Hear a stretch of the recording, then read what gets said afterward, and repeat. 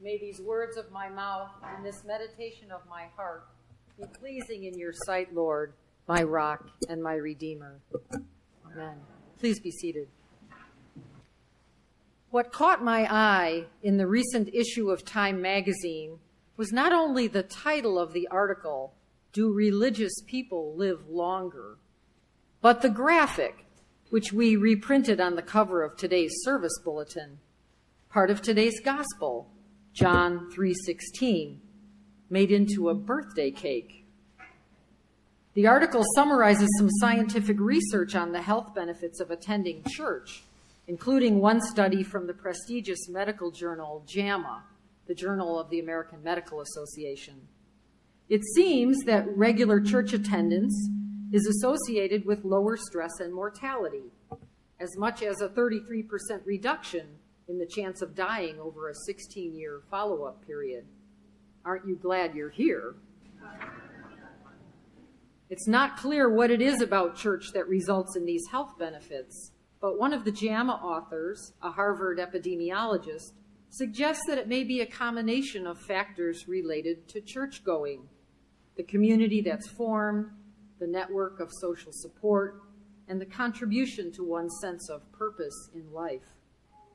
You certainly know something about that here at Trinity.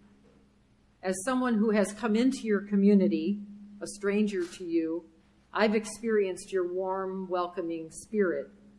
So many of you have gone out of your way to welcome me into your conversations, to ask about my postulant journey, and help me feel at home. Trinity is the kind of church community that the Time article is talking about, that may be a factor in good health and long life. Alternatively, maybe it's about values. Howard Friedman, a professor of psychology at UC Riverside, is quoted in the article as saying, "It's the values drawn from religious tradition, such as respect, compassion, gratitude, charity, humility, and harmony, that seem to predict longevity, not the dogma preached at the altar." Whatever the cause, church may just be good for you. Stick around. But I'd like to take issue for a moment with the assertion that it's not about the dogma, especially since some of our Christian dogma, at least according to the graphic artists at Time, is represented by part of today's gospel from John. For God so loved the world that he gave his only Son. I happen to agree with Time that the message of God's enormous love for us and the giving over of his Son to die on the cross for us is indeed the foundation of our beliefs as Christians, and I would assert is the basis for those values of compassion and gratitude and charity that add years to our lives. And that would be great if our lectionary for today stopped at the 16th verse of John. But it doesn't. The next several verses seem to contradict what he said about God's love for the world, at least for the part of the world that doesn't believe in Jesus. Sounds like anyone who doesn't believe in Christ is out and condemned to evil and darkness. The contradiction and dissonance is difficult to hear, and it's tempting to just ignore those couple of verses. How else can we make sense out of John's saying, on the one hand, God so loved the world, and in the next breath saying essentially, God loved the world, but not you guys who don't believe the same things we do. What do we do with that? I think to make sense of today's gospel, we must put it in the historical context of John's world as he wrote. It is estimated that this Gospel of John was written at the end of the first century, about 70 years after Jesus' death. John had been sent to Ephesus to build Jesus' church there. It was not an easy task. John's life was threatened more than once as his small community of Jews who believed in the message of Jesus separated themselves from their synagogues.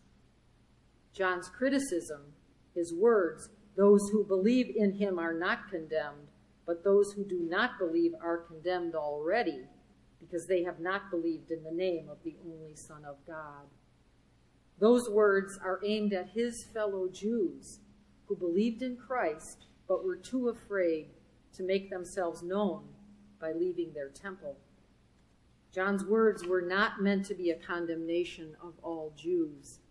They were an attempt to encourage others to join him and his Christian believers, to affirm the difficult and possibly dangerous choice they were making to be public about their belief in Christ. They were a tiny minority group with no power to harm anyone who didn't conform. But in our modern times, where Christianity is the dominant religion and has been for centuries, those words, "those who do not believe are condemned already," have great power to do harm, to widen the divide between people, to exclude and marginalize those who we label as different, as the other. Humans have an instinctive biological inclination to determine if someone is different. In early man, thousands of years ago, there was survival value in being able to rapidly assess whether or not someone belonged to your tribe, whether or not they might represent a threat. The amygdala, one of the lobes of the human brain, has evolved to be efficient at that kind of social recognition and in eliciting a fear response if something or someone looks like they don't belong. And that part of our hardwiring is scarcely changed. Our amygdala today looks amazingly similar to that of the caveman.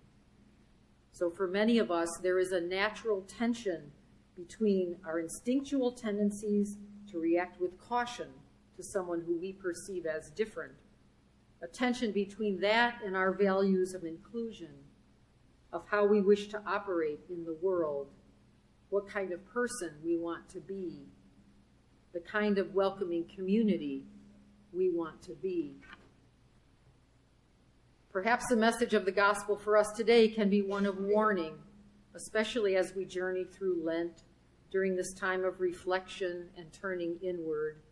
It can be a reminder to us to think about the deep divides in our world today, the enormous harm that is done by our tendency to condemn or even kill those who aren't like us, those who don't believe what we do, whether it's political or social or religious. It can be a reminder to look at the parts of ourselves that want to highlight differences between us, to draw circles around ourselves that keep others out, to make our community a somewhat exclusive club. What if instead we looked at the beginning of today's gospel to remember who we really are? For God so loved the world.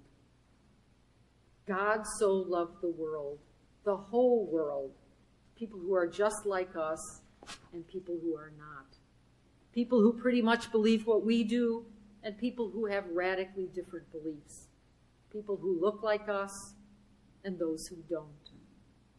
What if our community, the church-going community that Time magazine talks about, celebrated differences, celebrated that all of us are the beautiful tapestry of God's creation? I think that's the dogma that Time magazine is talking about.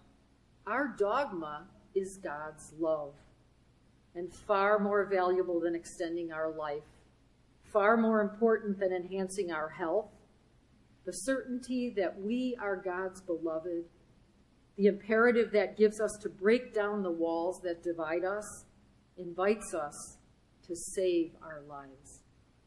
Your marquee out there says it. Love God, love your neighbor, change the world. And I would add, save your life. Amen.